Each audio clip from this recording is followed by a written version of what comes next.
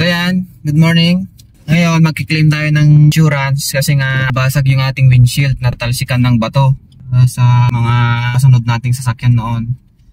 Tapos nung bagyong Marce, natamaan din ng bubong. Yung side niya natamaan yung headlight tsaka side mirror. Tapos madaming scratch sa left side niya. Mag-claim tayo ng insurance sa BPI. So ayan, natapos na kaming magpa-notary sa may pang-notaryo namin. Gumawa na dati kami ng statement dun sa incident. So ang gumamit lang kami ng ChatGPT para dun sa documentation.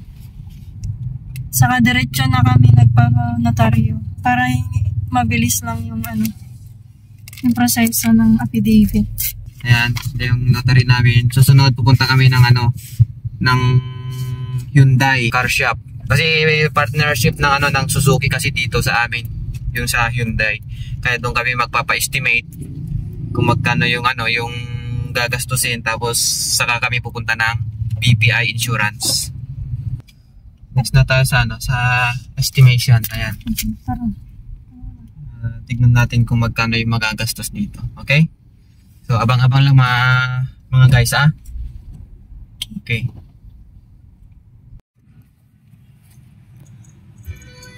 So yan, tapos na kami magpa-estimate.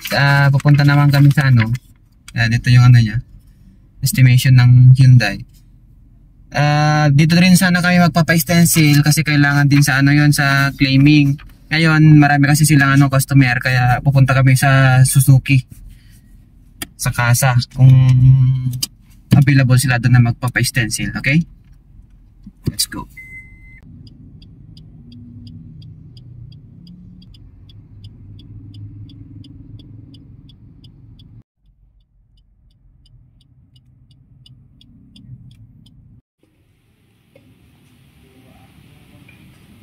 So ayan guys, tapos na kaming magpa-stencil. Grabe, ang tagal nilang in-stencil kasi binaklas pa nila yung front bumper niya kasi mahirap daw kuhanin yung stencil niya. Magkano? So ayan, nakagasto kami ng 650. Only? 650 only ang stencil. So ayan, pupunta na kami ng kompleto na kami ng mga requirements. So, pupunta na kami ng BPI. BPI MS Insurance. Sa may insurance ng BPI.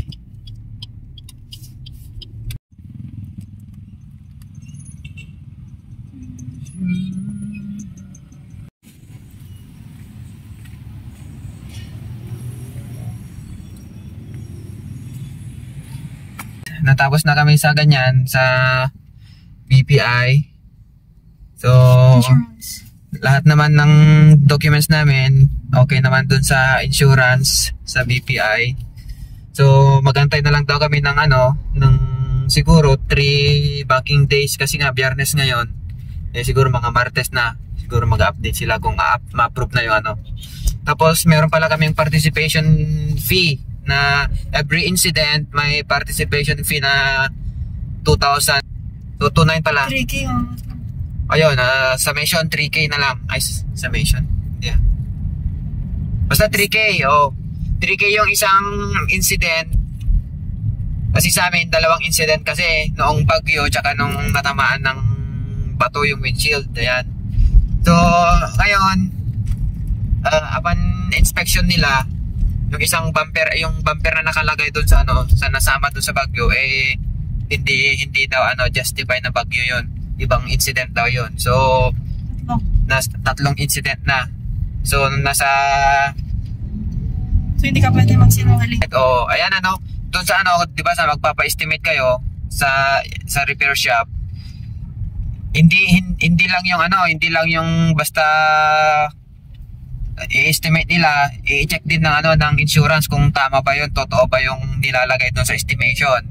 Yun yung ginagawa ng mga inspector nila doon sa insurance company. So ayan nga, yung bumper namin hindi daw justified. So kailangan doon sa sabihin nyo doon sa estimation, dapat Totoo. Kasi sa amin kasi mabusisi yung inspector ng BPI sa insurance. Kailangan i-check niya mismo kung tama ba yung nakasulat sa estimation, kung kailangan ba dapat na ayusin yon, kasama ba dun sa affidavit yung pag-aayos dun sa nakalagay sa estimation, o kaya magkaibang senaryo. Kaya yon dapat honest din sa pagsasabi dun sa estimation. So, tatlo yung sa atin. So sa amin, 3 yung ginawa naming incident. Kasi magkaiba dun sa bumper kasi namin, ibang senaryo. So ayun lang, tapos kailangan din ng picture, yung front, tapos dun sa front na may plate number o kaya yung conduction sticker. Tapos ganun din sa likod, yung damage. Picturean yung damage na mayroon siyang plate number, kita yung plate number o kaya conduction sticker doon sa harap, tapos doon sa likod din. Yun din yung mga kailangang requirements. Tapos yung babayaran yung sa babayaran.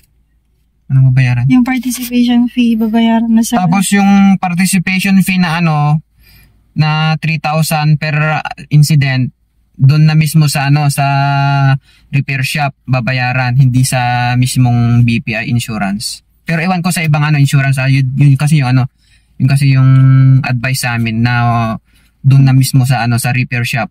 Ayun. Tapos na. Tapos sa din may may tawag doon, may papahabol ako doon sa repair shop. Hindi nila itetengga yung sasakyan hanggat hindi pa buo yung mga items nila na i-replace sa sasakyan. Hindi pa nila pwedeng tenggain yung sasakyan mo. Kaya kung hindi pa nakumpleto yung items, pwede mo pang gamitin yung sasakyan mo hanggang sa tatawag sila na kumpleto na. Yun na lang yung yun na yung panahon na matetengga na yung sasakyan mo. Sabi nila siguro mga 1 week ganun daw, kung kumpleto na yung yung mga piyesa. So sa amin kasi medyo matagal yung side mirror namin kasi i-orderin pa sa ibang bansa daw. So siguro nasa 1 buwan pa kami maghihintay ng ng approval kung kailan namin dadalhin yung itong sasakyan dun sa repair shop. So sa ngayon gagamitin muna namin kahit merong basag yung windshield niya. Nilagyan ko naman ng ng scotch tape. So yun, sa approval ng claim nga ng BPI sa insurance, nasa 3 banking days daw yung iintayin namin. Tatawag na lang daw sila o kaya mag-i-email sa amin kung pwede na. Kasi kung na-approve na doon sa BPI, ipapasa na doon sa repair shop. Tapos yung repair shop na yung mag-i-inform sa amin na kung kailan namin dadalhin yung sasakyan. Kasi sakalang daw yata sila mag-order ng items, lalo na kung wala silang stock, kung approve na yung insurance para sigurado daw. Marami din pala inaasikaso yun pag kukuha ka magki-claim ka ng insurance. So ayun lang guys, thank you so much. Abang tayo sa next na video. Okay? Bye. So pahabol ko pala guys itong ating photocopy of driver's license and OR. Meron din kayo niyan, isasubmit nyo sa pag-claim. Bale, ang ginawa pala namin, kasi sa ibang name nakapangalan yung sasakyan, at iba din yung driver. So, kung sino yung nag-drive, yun yung siya yung ipapangalan doon. Or siya yung mag-represent ng kanyang driver's license, guys. Pero dapat naka-indicate din doon sa may affidavit ninyo na kayo as owner ay si ganito yung driver, ganon. Mahalaga din na kinikip natin yung OR ng mga driver's license natin, guys. Kasi kailangan yan sa mga insurance. And then, yung certificate of registration and OR number. Kailangan i-photocopy nyo din yun. At dalhin nyo na rin yung original. Tapos, yung pictures of damages, be sure din na ipiprint natin yan. So, front and rear view with plate number or yung kanyang conduction sticker. And syempre, yung inyong photocopy of policy. Bale, nag-email kasi nun sa amin yung BPI. So, hindi ko lang sure sa ibang mga insurance company. Pero after ko kasi magbayad, mag-i-email sila ng policy. So, yun na lang yung print ko, guys. So, yun lang guys. Abangan yung part 2.